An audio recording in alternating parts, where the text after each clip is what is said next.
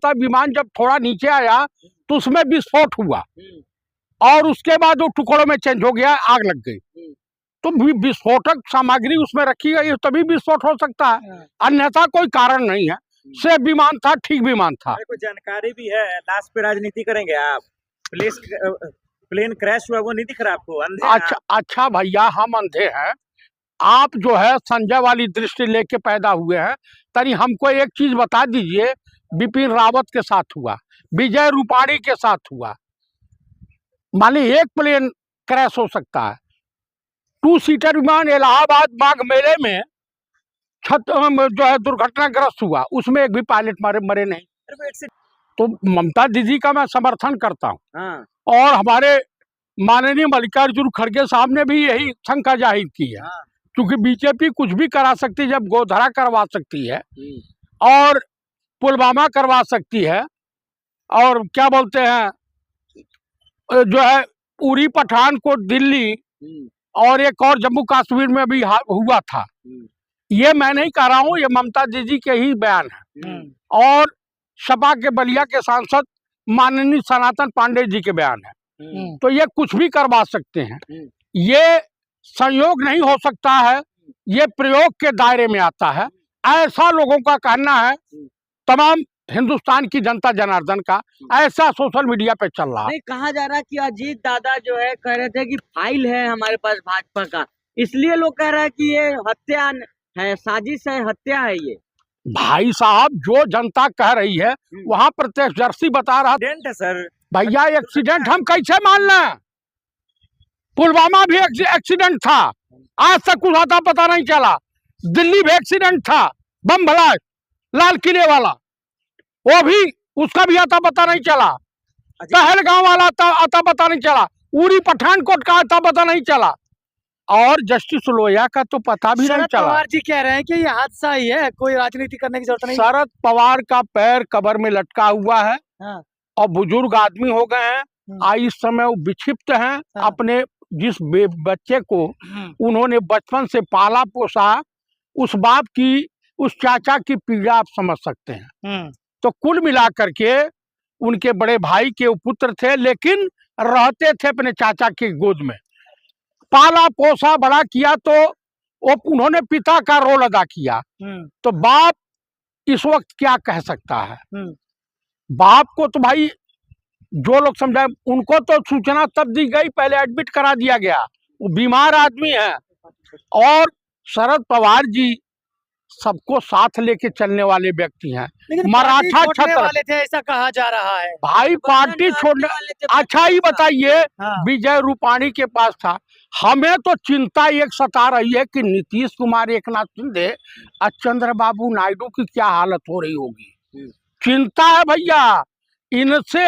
इनका जो राजदार हुआ गोपीनाथ मुंडे, इन्हीं के एमपी थे ना, इन्हीं की सरकार में थे ना। एनडीए छोड़ने वाले थे? नहीं, गोपीनाथ मुंडे कौन सा एनडीए छोड़ने वाले थे? जो एयरपोर्ट तक गए, ड्राइवर को कुछ नहीं हुआ, ड्राइवर तुरंत आ गया और एक्सीडेंट हुआ, उसी मर गए। आपको भी शक हो रहा है? भैया पूरे देश को शक हो रहा है इन सब मौके पे। आरएसएस और विश्व हिंदू परिषद ये किसी के सगे हैं? अभी देखिए, मुझे बताइए कि कौन भंडारी थी भाई? अंकिता भंडारी वाला मामला सीबीआई जांच हो रही है। सीबीआई जांच 15 दिन तक फाइल दबी है, सीबीआई जांच हो गई। अरे मामला अभी जांच में है, आप क्यों इतना बिलबिला रहे हैं? मिर्ची अरे आप सुनते, जांच में क्या खा खाएगा? तुम ही मुंसिफ, तुम ही मुजरिम, मैं जानता हूं कसूर मेरा ही होगा, समझ गए? तो ममता बनर्जी को सुप्रीम कोर्ट के निगरानी में ही जांच हो। देखिए, ज्यों कहार दुल्हन की पालकी लूट ले, यही हाल हमारे हिंदुस्तान का इस वक्त है। यहाँ लुटेरे बैठे हुए हैं सत्ता में, नफरत के व्यापारी सत्ता में बैठे हुए हैं, हिंदू मुसलमान करने वाले सत्ता में बैठे हुए हैं। कल तक अजीत पवार चक्की घी सिंह, तब तक मोदी और अमित शाह कहे कि इधर आएंगे और उप मुख्यमंत्री बनिंग। इन्होंने बयान दे दिया और बयान इनके लिए घातक साबित हुआ। अजीत हाँ ठीक है, वो देखिए तमाम मीडिया वालों ने उजागर कर दिया, और बीजेपी छोड़ने वाले थे 100% हुआ। और जो फाइल थी, पीडब्ल्यूडी मंत्री थे जब ये भाजपा के सहयोग से, तो 200 करोड़ का बजट था पीडब्ल्यूडी का, भाजपा ने जबरदस्ती 310 करोड़ कराया, 10 करोड़ अधिकारियों का कमीशन और 100 करोड़ बीजेपी का कमीशन। उस फाइल को इन्होंने पास नहीं किया। वो फाइल की पूरी रिपोर्टिंग पड़ी हुई थी, वही फाइल थी घपलेबाजी वाली। भाजपा के एक मंत्री असम के कह रहे हैं मुसलमानों को परेशान करो, रिक्शा वाला 5 रुपए मांगे 4 रुपए दो, भाई 1 साहब, रुपए बचाना चाह रहे भाई साहब, मैं गया था, मैं और भल्लू भैया हाँ। माननीय राहुल जी से मिलने, हाँ 11 तुगलक लैन। हाँ हेमंत बिस्वा शर्मा भी गए हुए थे। हाँ हेमंत बिस्वा शर्मा कह रहे, हम लोग पीछे थे, सर सर सर, लेकिन इस करप्टेड, इस भ्रष्टाचारी के तरफ ध्यान नहीं दिया। और एक कुकुर था, मतलब वो कुत्ता, हाँ। उसको बिस्कुट खिलाने लगे।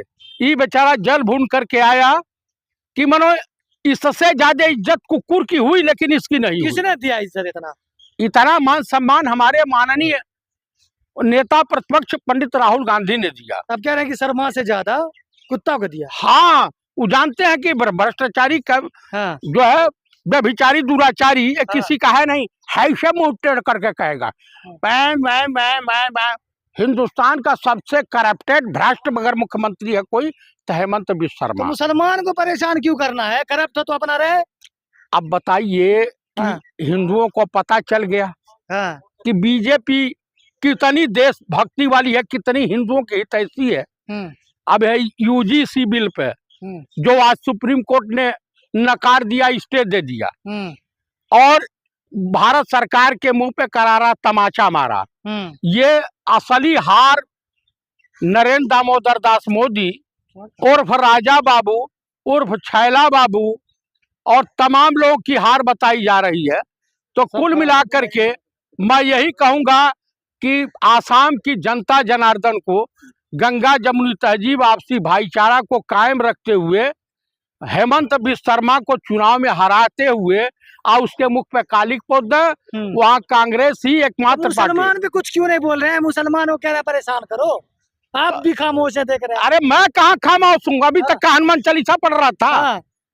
1 रुपए बचा रहे हैं, 1 रुपए, 1 रुपया नहीं बचा रहा हूँ, नफरत फैला रहा है। अब हिंदू बकलोल नहीं रह गए हेमंत बिस्वा शर्मा, जब मुँह टेढ़ा करके हो, ये जाएगा जेल।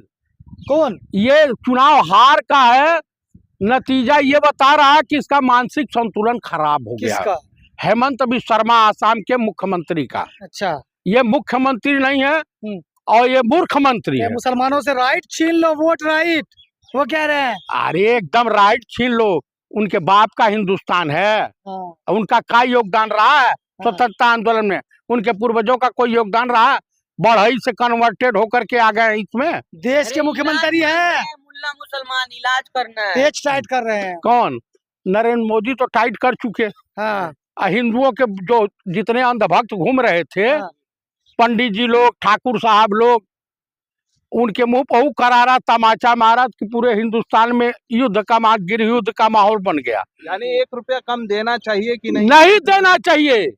आज जो इस तरह से कहता है, उसके मुंह पे थूक देना चाहिए। थूक देना चाहिए। पुराना कांग्रेसी है वो, कांग्रेसी नहीं है, वो मौका परस्त आदमी है, वो देशद्रोही है, गद्दार है, वो कांग्रेस का भी गद्दार है, चोर है, लुटेरा है, आसाम की जनता को लूट रहा है। पप्पू भाई कैसे हैं?